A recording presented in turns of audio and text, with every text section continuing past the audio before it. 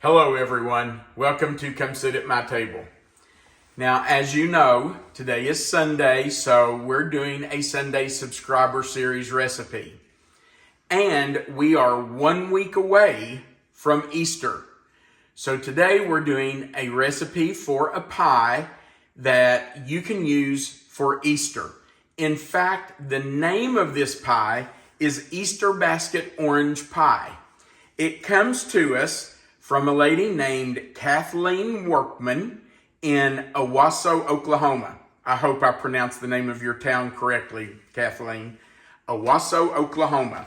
Now, Kathleen says that this pie is so special that she makes it for pretty much every big event their family has. Let me just read you part of her letter.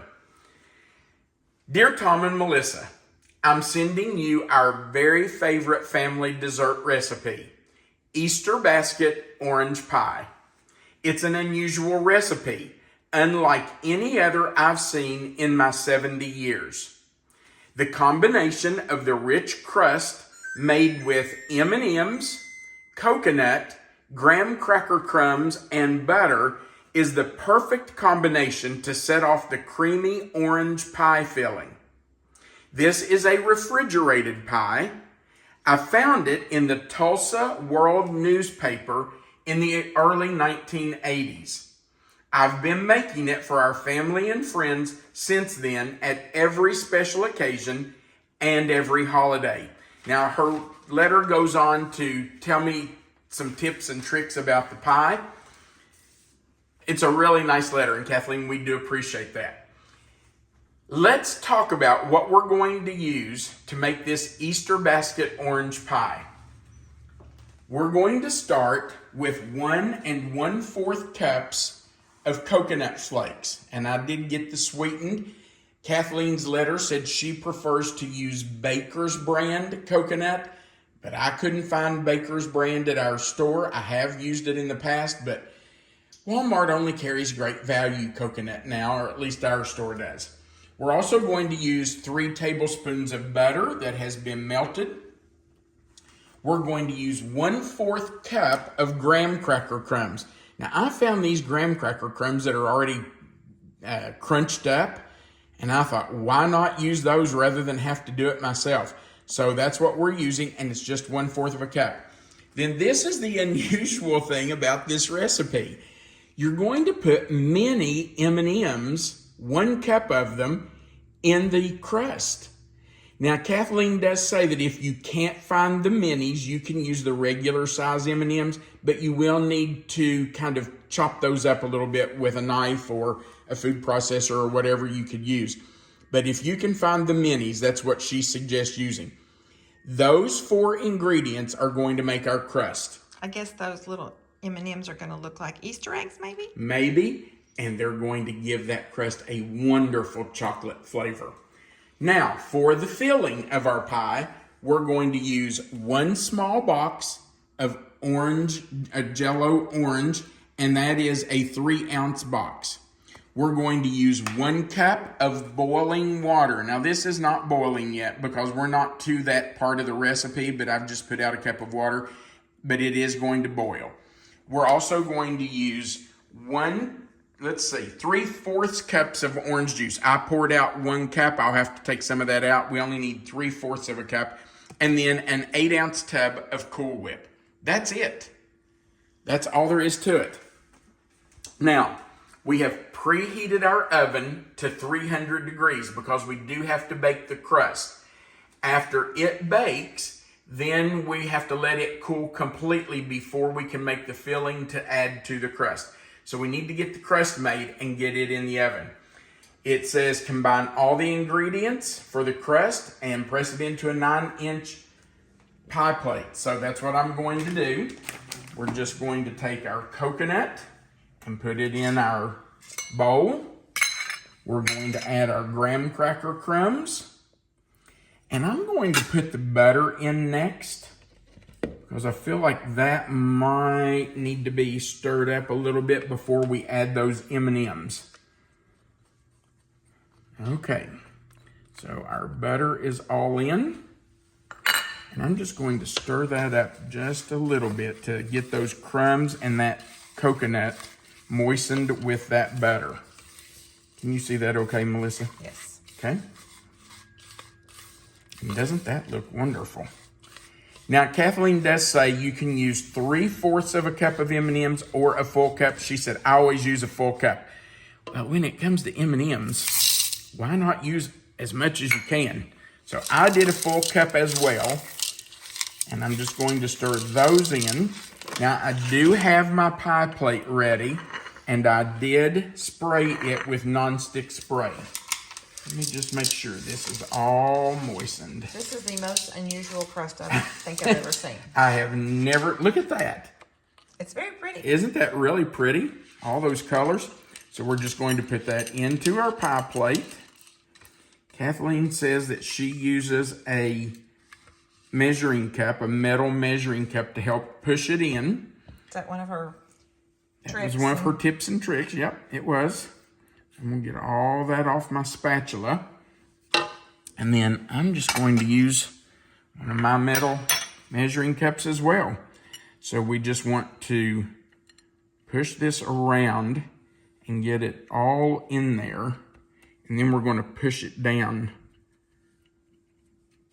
to make sure that it's pushed in well. Okay, so I'm just going to take a metal cup and I'm just going to push down and around the sides. You know, I started to use a deep dish pie crust for this, but I thought, well, it says a 9-inch pie plate and it doesn't say deep dish, so I did not use a deep dish, and I might be sorry I didn't do that because this has really filled up this pie plate. Should we switch it? Maybe I should. What do you think? I don't know. By the time you get the But see, filling in when you add 8 ounces of Cool Whip and all that. yeah, I'm thinking maybe we should switch it. Yeah, I think we should too. Hang on a minute. Let me grab a deep dish pie plate. Okay, there's proof for you that we don't make these recipes ahead before we do them for you. So I think this is going to be much better. I think it's going to give us more room, and I am just going to kind of press this in a little bit before I take my measuring cup and push it up the sides and onto the bottom. Kathleen does say in her tips and tricks that you want to make sure there are no gaps or no holes in your pie filling or in your pie crust, because you want that to bake solid and not let any of the orange pie filling get down in there. So that's what we're going to do. We're just going to make sure there are no gaps, no holes. Make sure it's completely filled in. Thank you, Kathleen, for sending us this back in June of 2024. We've held on to it all this time. We have. Waiting for Easter because we just knew it would be perfect for this time of year. Oh my goodness, it's called an Easter basket pie. So, you know, you have to hold it for Easter, right? I know that's working okay, but I swear I think I can do it better with my fingers. And you did spray. I absolutely Just before you sprayed. put the Yes, crust mixture. absolutely. And doesn't this look like an Easter basket? It really is The pretty. coconut is kind of reminiscent of the grass that you put in an Easter basket. And all these colorful M&Ms look like Easter eggs. Okay. I think that's pretty good. That looks like it's pretty filled in. How long does it bake? It's going to bake 20 minutes at 300 degrees. 300. Don't go too hot because you don't want to burn that coconut. I'm just trying to make sure there are no holes in here. Okay. All right. We're going in our oven. Look at that, how pretty. All right, in we go, 300 degrees for 20 minutes. Our pie crust baked for 20 minutes. The recipe does say 20 to 25, but I only did 20 because it did start to brown and you don't want to overbake it. I took it out, let it cool on the counter for a while, then I did stick it in the refrigerator just to firm it up really well. Now we're ready to make the first part of our filling. So I'm going to take our orange Jell-O, just a 3-ounce package, and put it in a bowl. Make sure we get all that out of there. And we're going to add 1 cup of boiling water, and our water is on the stove and it is boiling. So we want to whisk that together. Make sure that Jell-O dissolves. Then Kathleen's recipe says once the Jell-O is dissolved in the water, to stir in your 3/4 of a cup of orange juice and place it in the freezer for about 15 to 20 minutes. And she says you just want that to be the consistency of egg whites. So you don't want it to gel completely. You just want it to start to firm up a little bit.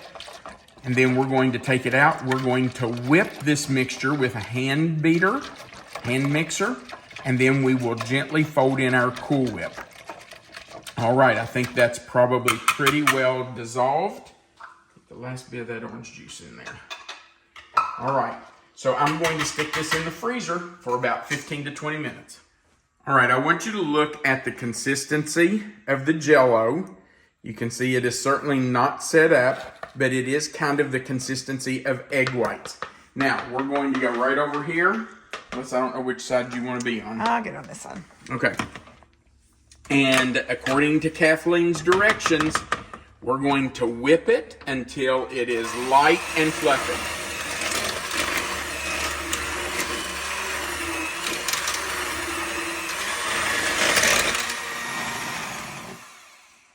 All right, Kathleen said to whip it for about 4 minutes at the highest speed of your hand mixer. And that's what I've done. It has definitely increased in volume. You can see how much it's increased. And now we're going to fold in our 8 ounces of Cool Whip. Now, most of you know what it means to fold something in. But for those who are new or are new cooks, let's explain what that means. When you fold something, you don't stir it. It means to go under and over. So we're just going to go over and under and kind of fold it in that way. It takes a little longer than stirring it in, but it preserves the lightness of the Cool Whip and keeps it from deflating. So that's all you're going to do. You're just going to fold over and under. Now, I know there are some of you who are extremely opposed to Cool Whip. We even had one person on a recent video that said, as soon as I saw that Cool Whip was one of the ingredients, I clicked off. Well, I'm sorry about that, but it is a product that we occasionally use. However, Kathleen's recipe says that they use Cool Whip because they are lactose intolerant. And she went on to say that if you don't want to use Cool Whip, you can whip 3/4 of a cup of heavy cream and use that in place of the Cool Whip. She said to whip that until it was at medium to stiff peaks.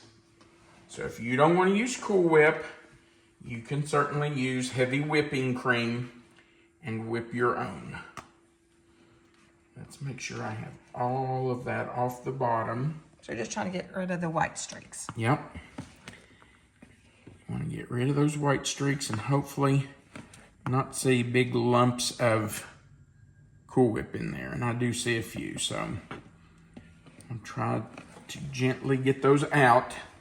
But I'm about finished here. Now, we're going to pour this into our pie crust. Good thing you switched to the deep dish. I think so too. We're going to switch. We're going to add that in, and you know what? There's some white streaks, so I'm just going to work on that a little bit. And I can't get all this in there. It's still more than what I can get in. So, you know what I'm going to do with this? I'm going to grab a ramekin out of the cabinet, and I might need even more than one. And I'm just going to put this in a ramekin that we can eat on. Yum. You don't have to have a crust for it, do you? So, if you've got more than will fit in your pie crust, make yourself a little bowl of dessert. If you don't have a ramekin, just use a small bowl. Okay.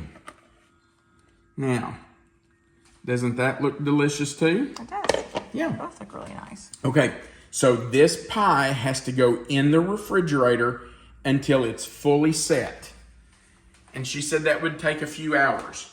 So we're just going to put it in the refrigerator, and when it's set, we'll taste it with you. This pie has been in the refrigerator for several hours. It has set up beautifully, and I'm going to tell you, I just love the way this crust looks. It's really different looking, isn't it? It's very different looking with the coconut and the M&Ms. It's just a very unusual crust. If you look at the inside of the pie where we cut the piece out, you can really see the colors and around the edges of the pie. It's just a really pretty pie. And you know, I just got to thinking about this. This is perfect for Easter, but if you want to adapt this for different holidays, M&Ms have, like seasonal colors. Yeah. So you could do, for Christmas or, I don't know, Halloween or something. You can just use those colors, but that'd be kind of fun. Okay, are you ready for the first bite? I am excited about this. I'm really curious. I am too.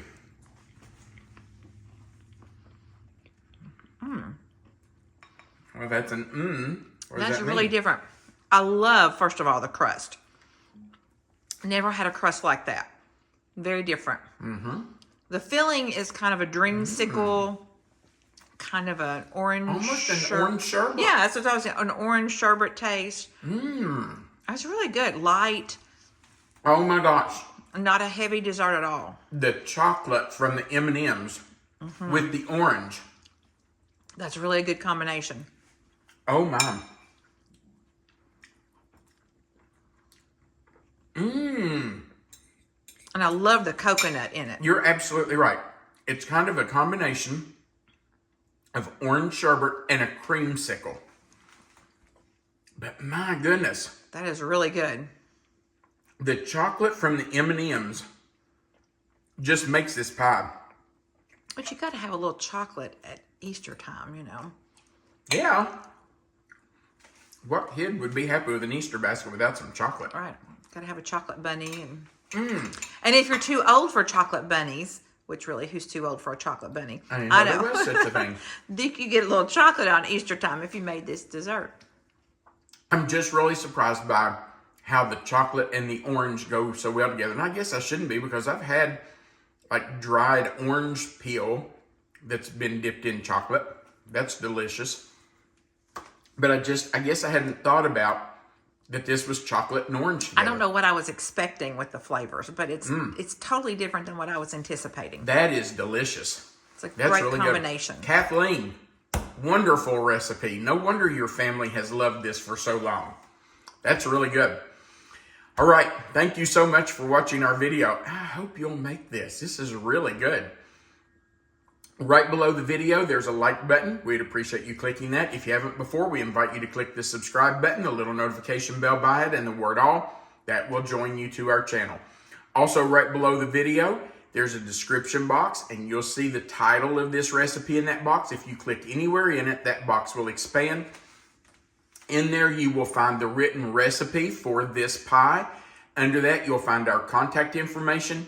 And under that, you'll find an Amazon link where you can purchase our cookbook if you would like to have a copy of our cookbook.